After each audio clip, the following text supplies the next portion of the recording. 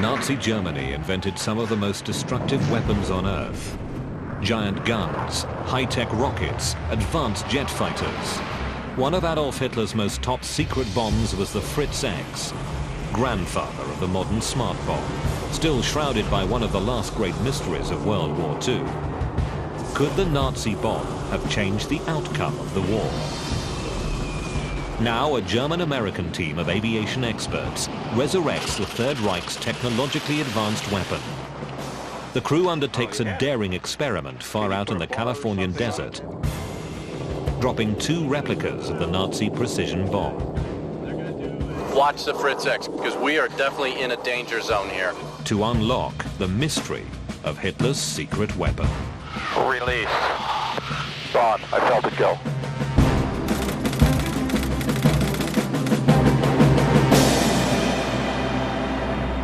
The Harz Mountains in Germany, a location infamous to US soldiers as a place of brutal battles in 1945. Here in a small castle lives an experienced model maker of World War II weaponry. None of his neighbors know about the secret projects he is working on. Nazi aircraft and weaponry as full-scale models. The mastermind behind these replica prototypes is Holger Bull, the son of a World War II German Air Force pilot. He reconstructed these replica suicide aircraft from blueprints drawn by Nazi engineers, hidden in archives for decades. One top-secret Nazi weapon puzzles Bull the most: the Fritz X, an early precision bomb that entered combat in 1943. Prototype testing revealed that the success rate with this radio-guided bomb was over 80 times higher than with conventional free-falling bombs of the time. Its first missions brought death and destruction in the Mediterranean. When the alliance with Italy broke up, Adolf Hitler ordered the bombing of the Italian fleet, including one of their biggest battleships, the Roma. It was September the 9th, 1943, as the Fritz X came down on the pride of the Italian Navy. The battleship sank after 2 direct hits within 35 minutes, leaving over 1,200 sailors dead. 2 days later, the Germans targeted the cruiser USS Savannah that was supporting US landings in southern Italy. Again, the Fritz X hit its target, but this time, something went wrong.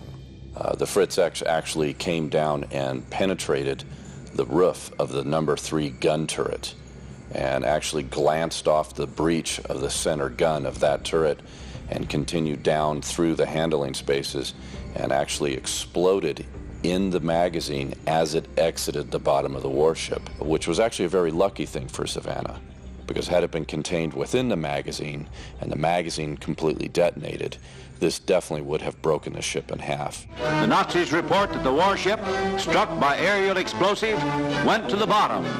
But here, Navy pictures show the Savannah afloat. In every documented case, the destructive power of the Fritz X proved so strong that it would completely rip through any battleship it hit. It would never explode while still inside the ship, but on exiting or in the water. So the debate continues. Was the bomb technically imperfect, or did Hitler's engineers design a superweapon that only failed by being too good for its time? The Fritz X mystery.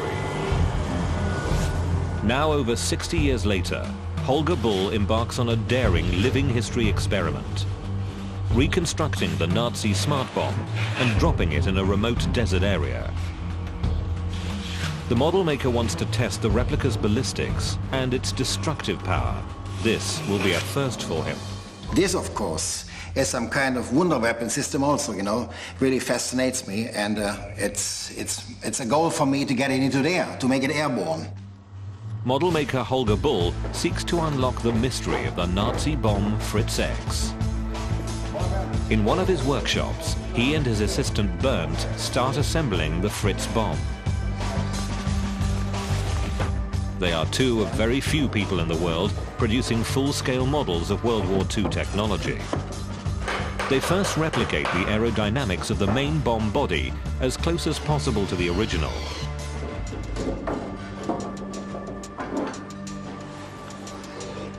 The original Fritz warhead carried over 300 kilograms of explosives, but the model makers soon face one big challenge.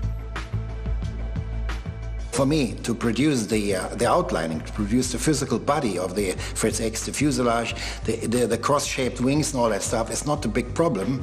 But the problem is for me at the moment, the electronic, which is completely undiscovered.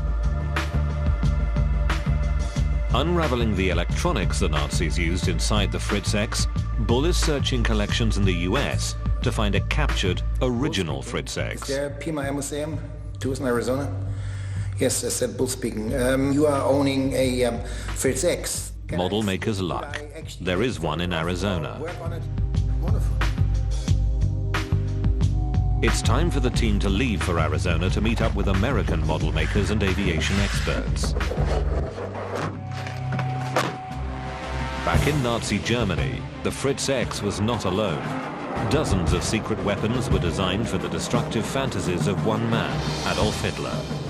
Hitler urged his engineers to construct a huge arsenal of unrivaled weapons that would bring final victory to Germany.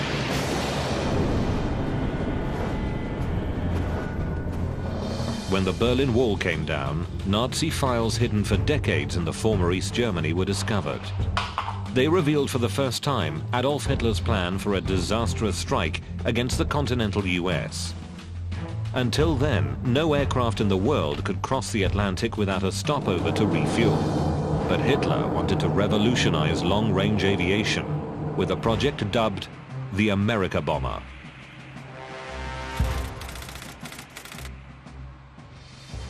The general plan from the Germans was to start here in northern France, to fly 4,000 miles to New York, to bomb New York, and then to fly back to France. Hitler's high hopes rested on the Messerschmitt 264, a four-engine bomber designed to carry a 6-ton bomb load. It was not really a realistic plan, it was just a war game in the year 42, and the only person who was really interested to put this forward was Hitler. The dictator became more and more obsessed with the project as 3 Messerschmitt 264 prototypes were built. In a top-secret war game from April 1942, the German Air Force targeted dozens of factories along the eastern coast of the US. By July 1944, Allied air raids had destroyed all the Messerschmitt prototypes.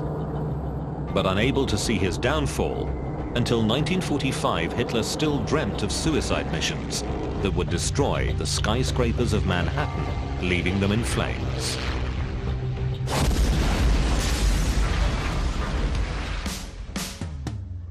Today in Tucson, Arizona, the Fritz X experiment continues.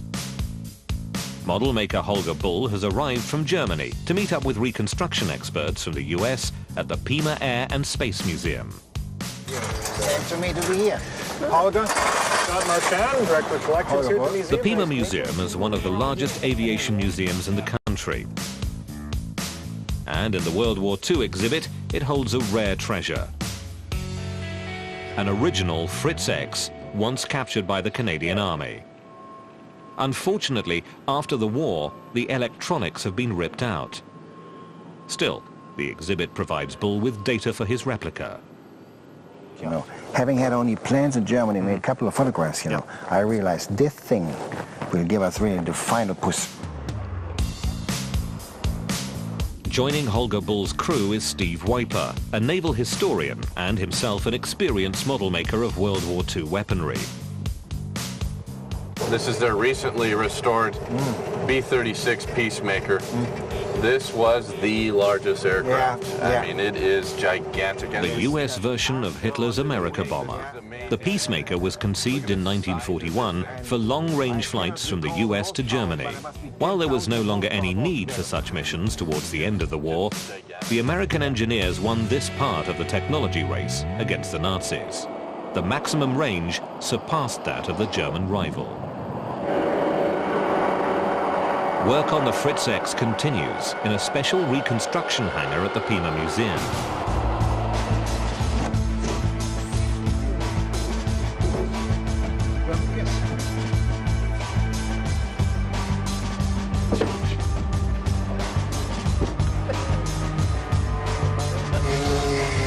For the outer skin of the Fritz X, plywood is used, which is flexible but high in strength and capable of resisting enormous air pressure. The team has less than 2 weeks before the test drop of the bomb replica is scheduled to take place. At the same time at Chino Airport in California, to drop the expedition team's replica Fritz X, preparations are being made to use an original World War II bomber, a B-25 Mitchell.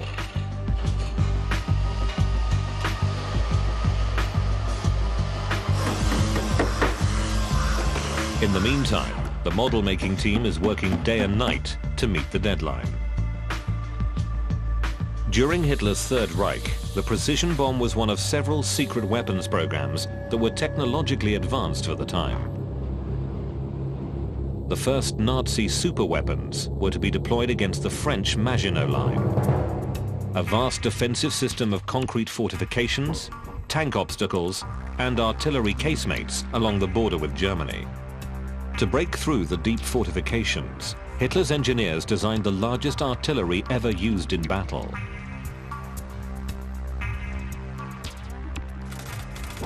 The guns, named Dora and Gustav, were positioned on special railway carriers, weighing a total of 1,300 tons. About 5,000 men had to be mobilized for the field use of each gun. The railway guns could be fired at distances up to 29 miles, or 47 kilometers. And its heavier shells weighed more than 6 tons. The artillery pieces, the Dora and Gustav, were enormous. They're meant to bring down city walls and defenses, but they're also a psychological weapon because of the random nature of when it's coming. There's very little warning. I mean, probably a few seconds before impact, you might have felt heard a rush of wind or a whistle, and then, complete annihilation. I mean, these explosions were taking out city blocks at a time.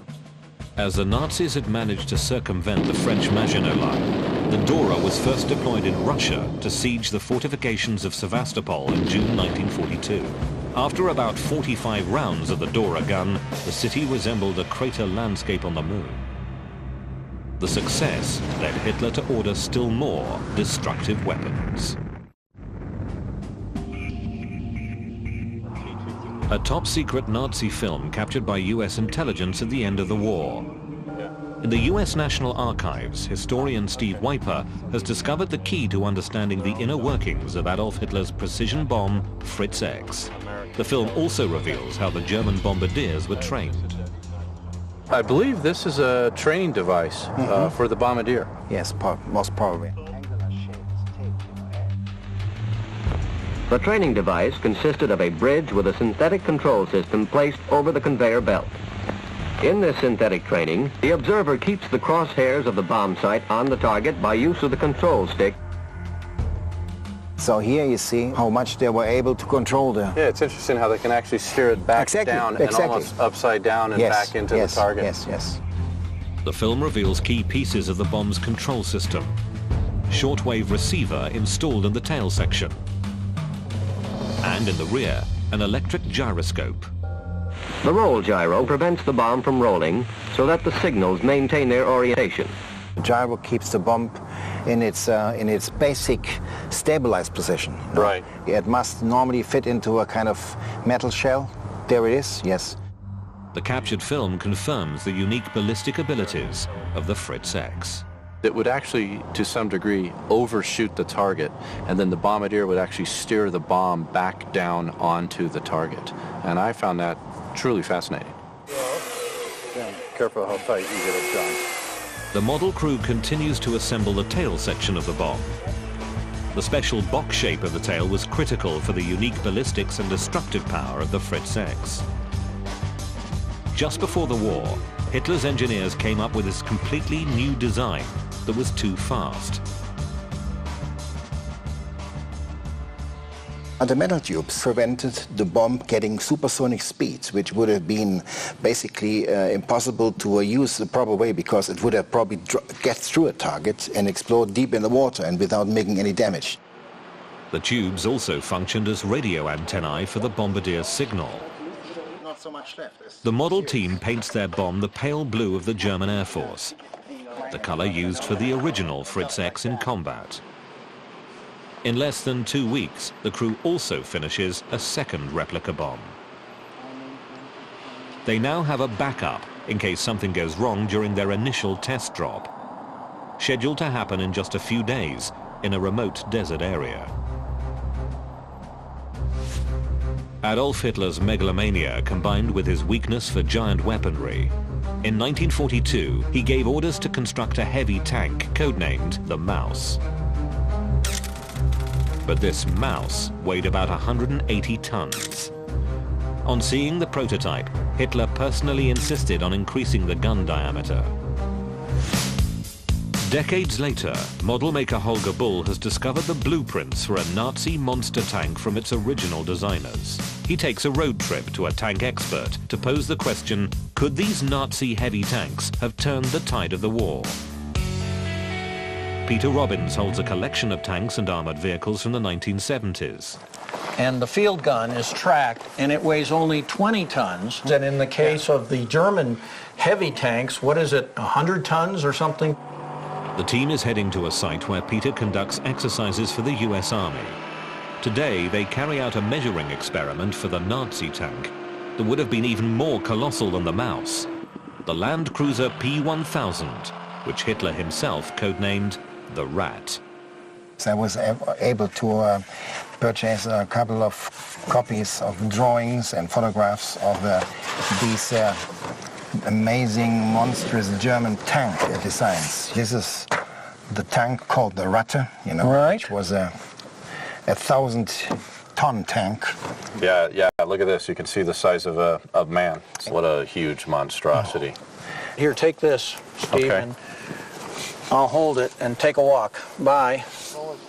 The team has calculated the dimensions of the Rat from the original images. Come on back, we'll do the other side. Left.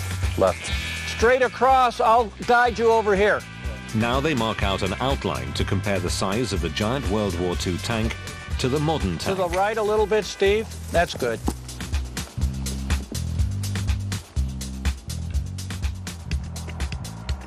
Put side by side with a modern tank, the Rat would have been colossal. Weight 1,000 tons, length 35 meters, and battleship-type guns. How devastating would such an enormous tank have been in battle?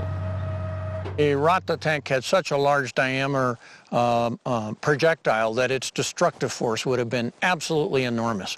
Many, many feet of concrete, tremendous blast, tremendous killing power. But its mobility was so limited, you can't go down roads with it, and you can't go over bridges with it. And it might be able to go through a river, but who knows if it had enough displacement, positive buoyancy to stay on the surface and get across the river without becoming a submarine.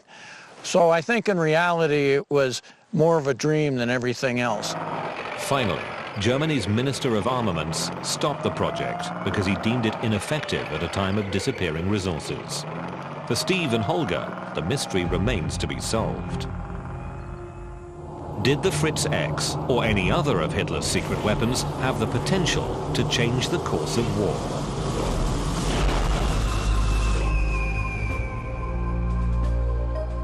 A vast underground site, 100 meters below a hilltop, containing ammunition reserves, concrete gun shafts, and old railway tracks. A site reminiscent of a hideout created by the villains in a James Bond film. This secret Nazi gun site was constructed in 1943 in northern France on Adolf Hitler's direct orders to fire a shower of projectiles over the English Channel towards London.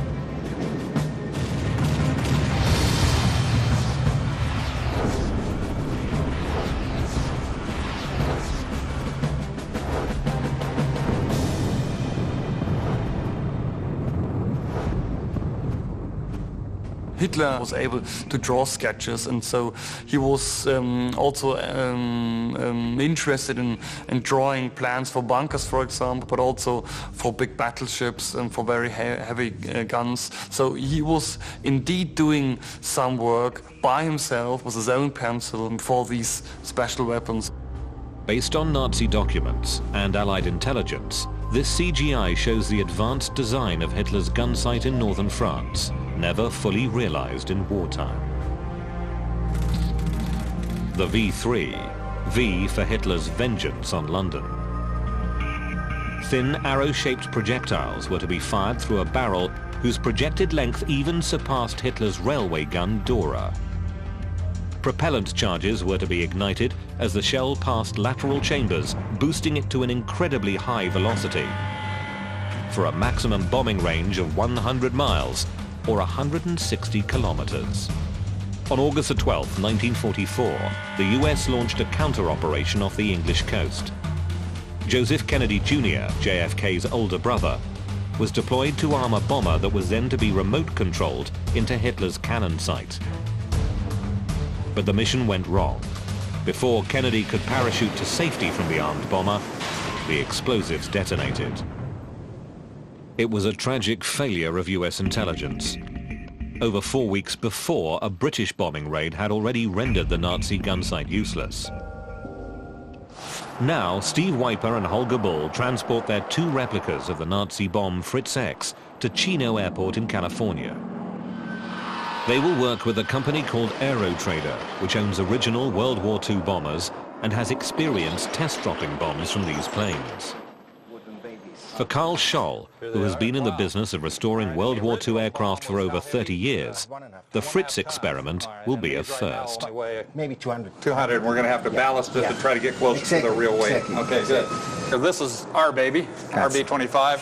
We've actually used this thing in several movies. We've launched the airplane from a couple of aircraft carriers over the years, and now we'll get to drop a Fritz bomb. Yeah, that'll be different too. We've never done anything like that. We've dropped torpedoes and parachutes and parachute dummies and things like that. But not German-guided bombs. But no German-guided bombs, so that'll definitely be a first. Okay, well, we have a torpedo rack set up in the bomb bay, but I think with our configuration with your bomb, the span on it is too large, so we'll leave the bomb bay doors off, which we've already removed. Yes. And then we'll have to come up with a configuration to attach the bomb to our mechanism and then come up with a suitable release mechanism, which we can do.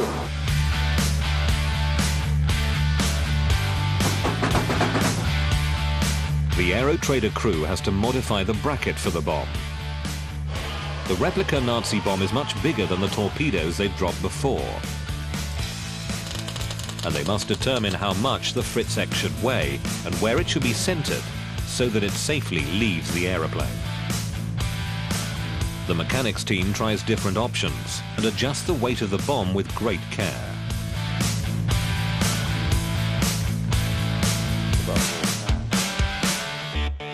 Still, pilot Carl Scholl has safety concerns. We need the nose of this thing 100 pounds heavy, so that it definitely pitches down, because I don't want this thing going trying to decide what it's going to do, because the center of gravity is neutral. I mean, it's definitely got to be nose heavy.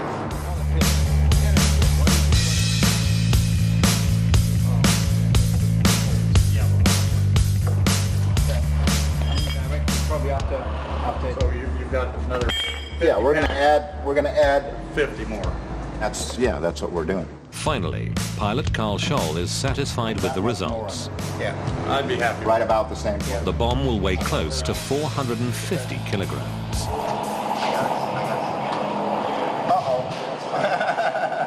I don't want this thing going through the air like this. I want it to definitely go down. That way we can have some control over where it lands. If it flies too much, then we don't know where it's going to go.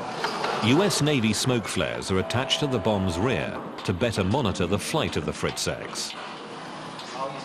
Okay, Carl, But a safety test must be conducted so the flares don't place the plane in danger. Douse it now? Yeah, go ahead. Well, yeah. Will the real destructiveness of Hitler's secret weapon be revealed in the drop test, scheduled in a few days? Chino Airport, California. In just 2 days' time, an experiments team will test drop a reconstructed Nazi bomb from a B-25 bomber onto a replicated battleship outline. With this experiment, the crew wants to determine the ballistics and destructive power of the Fritz X bomb. The testing site is a remote part of the Californian desert, on the property of bomber pilot Carl Scholl. Basically, this area, which is a quarter of a mile by half a mile, will be our drop zone. And what I'd like to do is set up the profile of the Roma, something like that, and be moving west to east, and pick a point where we think we're going to hit the battleship, and that'll be our release point. And then by having the ground teams back here kind of in a safe zone, that will help protect everybody from getting hit. Tony Ritzman, who has flown the B-25 for over 30 years, points out the risks of the bomb drop. Once it falls free from the airplane, we don't know if it's going to pitch up and down, if it's going to enter into a roll movement, or quite conceivably it could even pitch up and start tumbling. And so the first 2 or 3 seconds of release are going to be a little bit of a risky event as far as maybe the Fritz hitting us. In fact, the real Fritz X was so fast that it would have reached supersonic sound. That's why they had these roundish tubes at the end of it, to prevent the supersonic sound speed, We're in the testing phase. And if you'll remember, the Germans used up over 600 of these devices just learning how to drop them. Yeah, and we're going to do it. Let's not think too much about two. that. Yeah, that's true. The team schedules a preliminary test drop of one of the replica Fritz X's for the next day.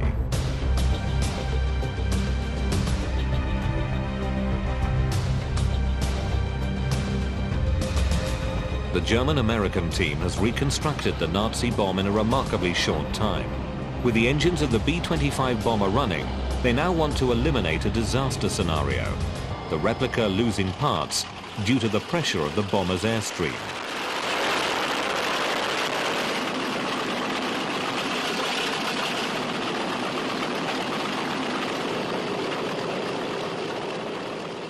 Stand by to drop.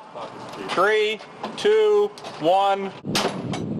The modified release mechanism works perfectly. Well, we didn't really test it in the airstream. All we tested was the vibration factor with the engines running, but everything looked plenty stable, so I think we're good to go. But the Fritz X was not the only secret weapon in Hitler's arsenal.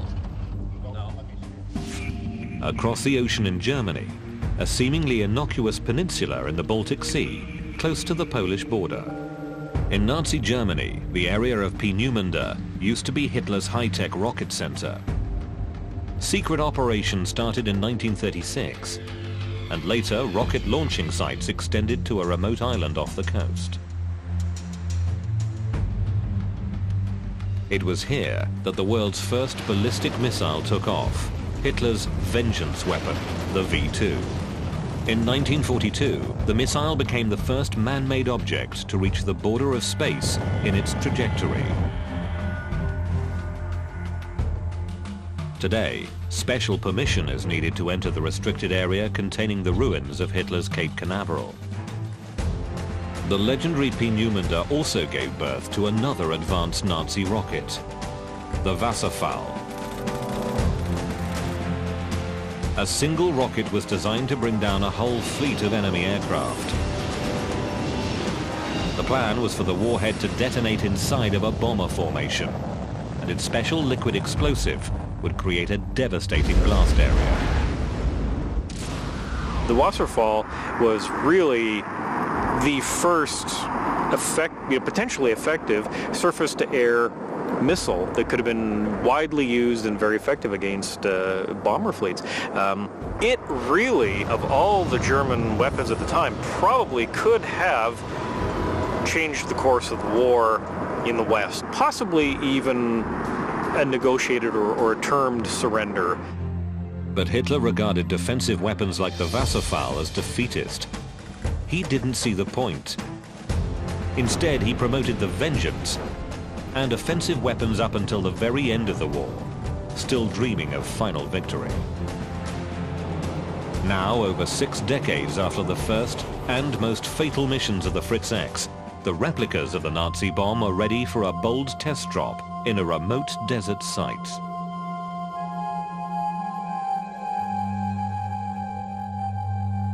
In a remote part of the Californian desert in a former military testing zone, a daring World War II experiment is about to begin. The test drop of 2 replica Nazi bombs onto a battleship outline, marked as a target area in the sand. The outline is a copy of the shape of the Italian battleship Roma. The Roma and the cruiser USS Savannah were both hit in the Mediterranean in September 1943 by the radio-guided bomb Fritz X. Now, the drop experiment wants to solve the mystery. Did the Savannah survive because the Fritz bomb was technically imperfect? Or was the German bomb too powerful for its time, ripping all the way through the battleships before having time to fully detonate? To replicate the conditions of 1943, the outline in the desert must be over 250 meters long and over 30 meters wide. Ask them more, please. Hold on. Naval historian Steve Wiper confirms that the target is correct. So we're pretty close, right? Yeah, no, you guys have a good layout. There's a couple of minor adjustments, but other than that, it looks really good. Okay.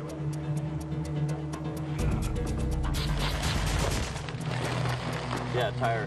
Go ahead and put them down. Here? Yeah. The outline work on the ground is a race against time. The bomber pilots are already on their way from their Chino hangar in the B-25 for a first scouting mission. The battleship outline has to be ready so that the pilots can gather important targeting data for the bomb drop scheduled for the next day. The ground team finishes just in time.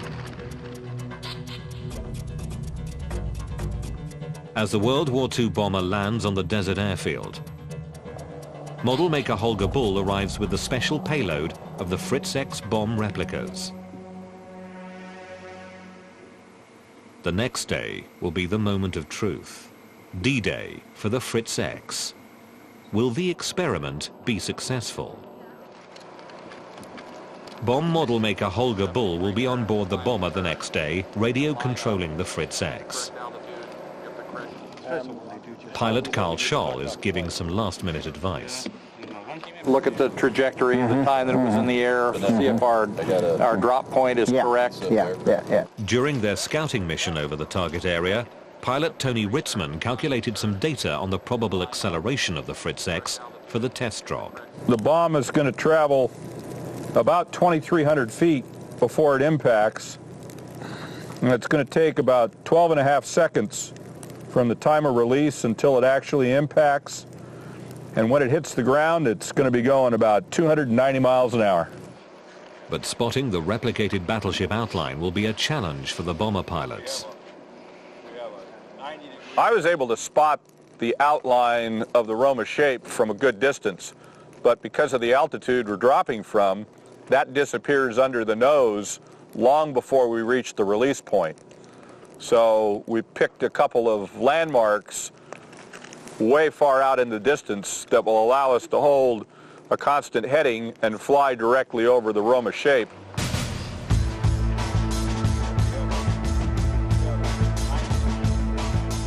It's the day of truth for the Fritz X experiment. Every one of the team works on their final preparations. For safety reasons, the replica's warhead is not packed with explosives.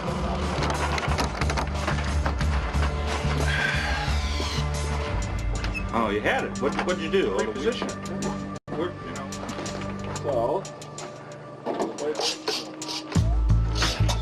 To better monitor the bomb's trajectory during the drop, Steve Wiper devises a special camera contraption.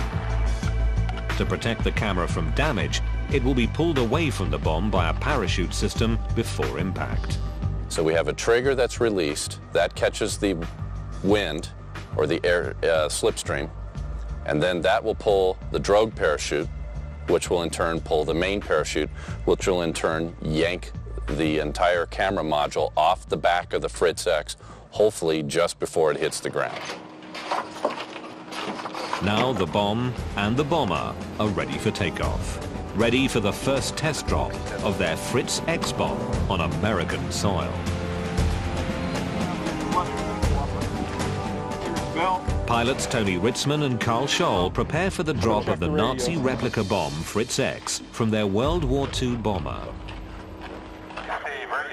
A last radio check with Steve Wiper, who will be leading the ground team in the target area.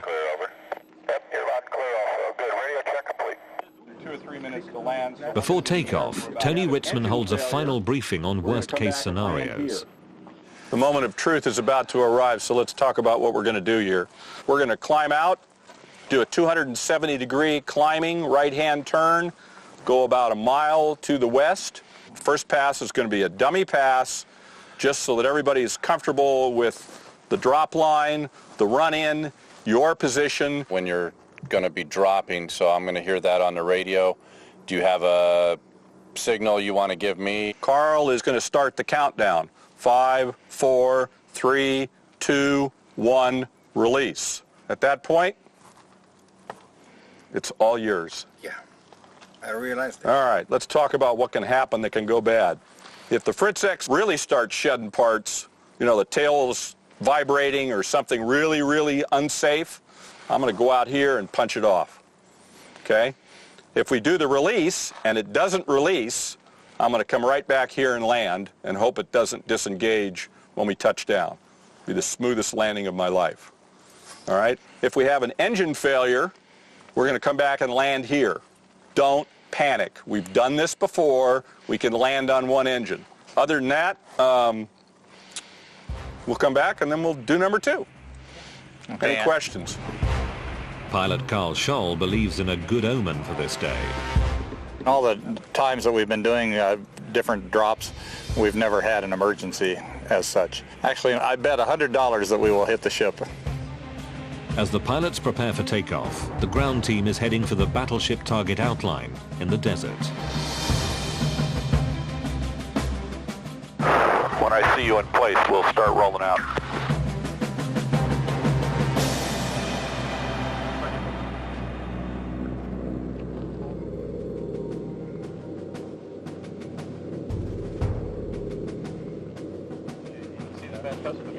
Look a little more to your left. You see the orange? Oh yeah, the orange that's the stern. The B-25 is not identical, but closely resembles the German planes that dropped the Fritz X during the war.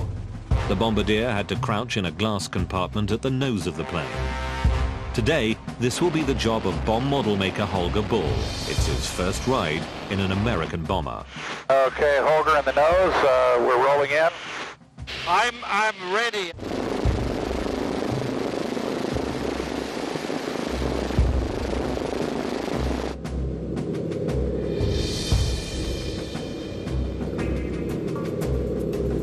The Fritz X replica first seems to be stable in the air pressure. But then something goes wrong. Well, you just lost some parts, so you got a streamer coming out the back end of the thing past the tail of the airplane right now. Is this a disaster scenario coming true? Is the replica bomb disintegrating from the pressure of the airstream? Wow, I see a parachute with the cameras. All clear. The bomb body itself is still intact. It was the parachute of the camera contraption, devised to monitor the bomb, that broke loose too soon. Okay, so you're saying the parachute released, but the black camera body is still attached. Looks like the black camera body is still attached. Steve, you copy that? The parachute mechanism fell off the back on the takeoff roll. Yeah, I copy that. Apologies. Okay, you should have the target inside, Holger. We're turning inbound now. I will do my best to get it into the target. When that thing drops, do not take your eyes off the Fritz X. Forget about the bomber, watch the Fritz X, because we are definitely in a danger zone here. The countdown starting now. 5, 4, 3, 2, 1, 0. Release. Gone. I felt it go.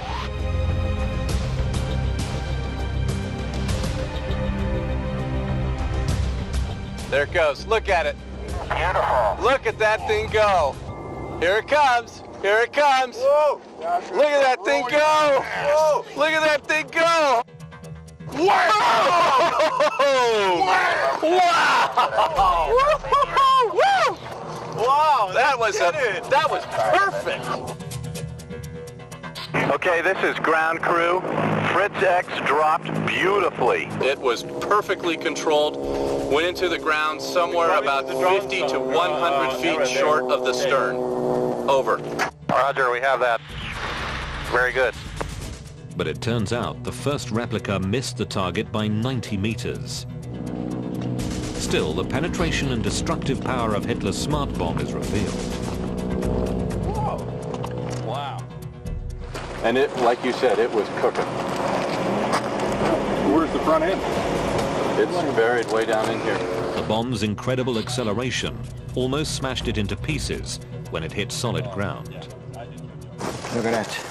I thought The edge of it. when it first started. Crushed like on a real crash of an airplane with high speed.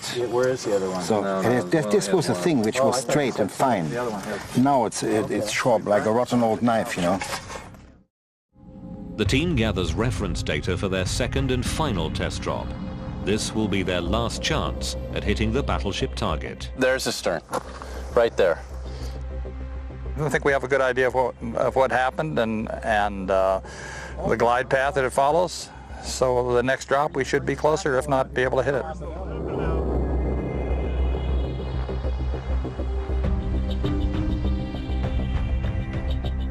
On the second drop, Holger Bull joins the ground team to observe his replica's drop in person.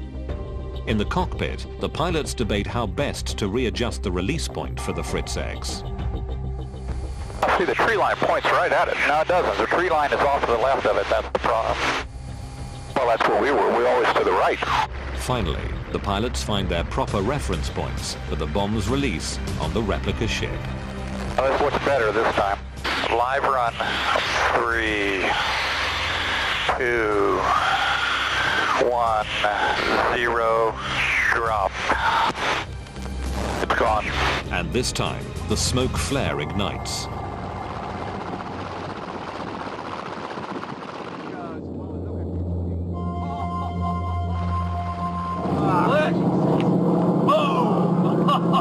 Good. Okay, B-25 is going into land. Again, the experiment proves the destructive power of Hitler's smart bomb. Even without the benefit of explosives, over 2 meters from its total length of 3.5 meters are buried in the ground. And this time, the Fritz X came even closer to hitting the battleship outline. Steve, how far was it? 57 yards! So our bomber crew really did a great job. Had this been underway at, a moderate speed, like approximately 20 knots. Dan? I think that there's a very good chance that this bomb would have actually hit the outline. Well, knowing that in Germany hundreds of millions of Reichsmark, and the work of dozens of engineers, scientists, and so forth have been involved, So seeing all that, then I think we did a good job, When the bombs dropped from the aircraft, they performed exactly as the originals did, and as they came down in their arc, it was like watching a movie of the real thing, except we were there to live it ourselves, and that was just fantastic. The replica experiment unlocked the mystery of Hitler's secret bomb, Fritz X. The bomb's specific aerodynamics, designed by German engineers in the 1940s, have been successfully recreated by the German-American team. The replica bomb's acceleration and penetration abilities were shown to have a highly destructive effect. Even without explosives, they almost completely disintegrated. Therefore, during the war, the Nazi bomb's penetration power was too strong for much of the battleship armor of the day. The USS Savannah got lucky when a Fritz X penetrated her hull. It went so deep, so quickly, that the explosion went off too late to sink the ship. But if the Fritz X had been perfected back then, could it have changed the course of the war?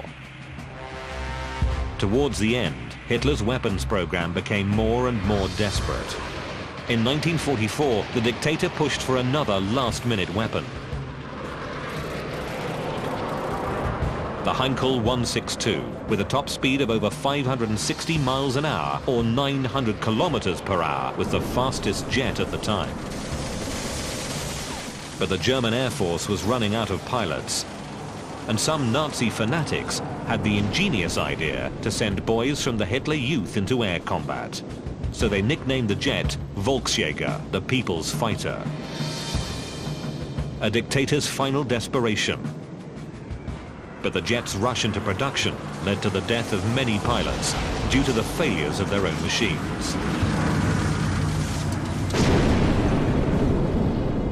Awaiting the invasion in France in 1944, Hitler dreamt of crushing the landing forces with bombs like thunderbolts. But the new generation of Fritz X that could resist Allied jamming of its control signals was not yet in mass production. On June the 6th, 1944, D-Day, Allied fighters supporting the landing prevented the few German bombers left from bringing the smart bomb successfully to enemy targets. But what if the Fritz X could have been deployed on the US troops approaching Omaha Beach, fulfilling the evil fantasies of the Nazi dictator? A sinister scenario, imagining hundreds of Fritz X bombs thundering down,